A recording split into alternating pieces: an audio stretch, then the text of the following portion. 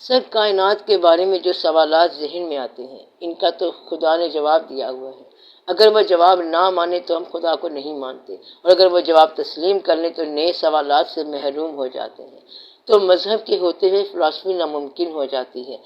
ایسے میں ہم کیا کریں؟ سوال بالکل واضح ہے۔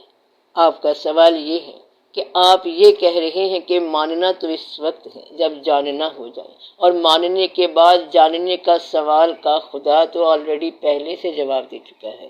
کچھ قرآن پاک میں اور کچھ احادیث شریف میں جوابات آ چکے ہیں۔ تو پھر یہ سلسلہ کیا ہے جو آپ کے رائٹ فلسفی کے اعتقادات ہیں؟ یہ معاملہ ان کے بالکل برعکس ہے۔ یہ بات اصل میں یوں ہے کہ کاز اور ایفیکٹ یعنی سبب اور نتیجے کے تعلق کا نام فلسفہ ہے۔ مثلا ایک واقعہ اس نے کیا ہے، اس سے ہوا ہے، یہاں سے یہ ہوا، یعنی جواز اور اسباب ڈھونڈتے ڈھونڈتے ہم سبب کو پیدا کرنے والے کے پاس چلے جاتے ہیں اور یہ ماننے کے بعد جاتے ہیں۔ ہر جگہ بعض سبب در سبب چلی آ رہی ہے، یعنی مرغی پہلے ہے یا انڈا پہلے ہے، اور یہ سب چلتا جائے گا۔ چلتے چلتے پھر ایک پرائم کاز آ گیا، سب سے بڑا سبب آ گیا، جہاں ہم مانتے ہیں کہ پہلے کاز کو پیدا کرنے والے کا نام سبب ہے۔ ہم سب آدم علیہ السلام کی اولاد ہیں، لیکن کتنے آدم جہان میں آئے اور چلے گئے ہوں گے۔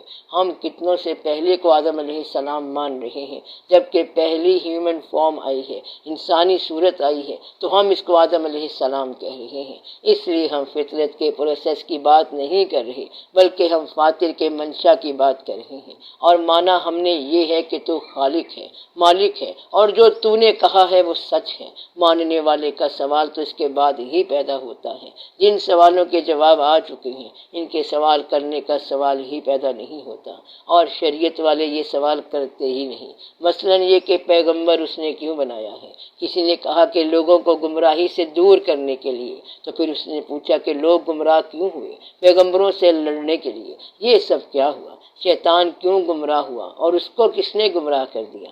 آپ اللہ کی ذات کو مانیں گی تو پھر سارے سوال اس کی صفات کو سمجھنے کے لیے ہوں گے۔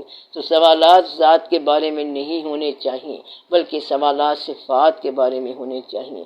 سوال یہ ہونا چاہیے کہ یا اللہ یہ بتا کہ تو رزق کیسے دیتا ہے؟ تو آپ نے اسے رازق مان لیا ہے، اور اب جو سلسلہ آپ دریافت نہیں کر سکتے، اللہ آپ کو وہ چین دکھائے گا کہ یہ دیکھو یہاں سے رزق چلا ہے، یہاں سے بیج چلا، یہاں سے درخت بنا، یہاں سے یہ ہوا آئی، اور اس کے ساتھ ہم نے بارش کو بھیجا، اور یہ درخت جنگل میں تھا، اور پھر جنگل سے اس کو کاٹا گیا، پھر تراشا گیا، اور پھر فرنیچر بنایا گیا۔ اس طرح رزق چلتا جا رہا ہے۔ یہ ساری کنٹینیویشن، سارا تسلسل رزق کا ہے، یعنی لکڑی لادنے والے، لے جانے والے، سارا رزق ہے۔ پھر فرنیچر رزق ہے، اس کے بعد نمبر ہے، اور یہ رزق چلتا چلتا مارکیٹ تک پہنچتا ہے، اور یہ رزق در رزق چلا آ رہا ہے۔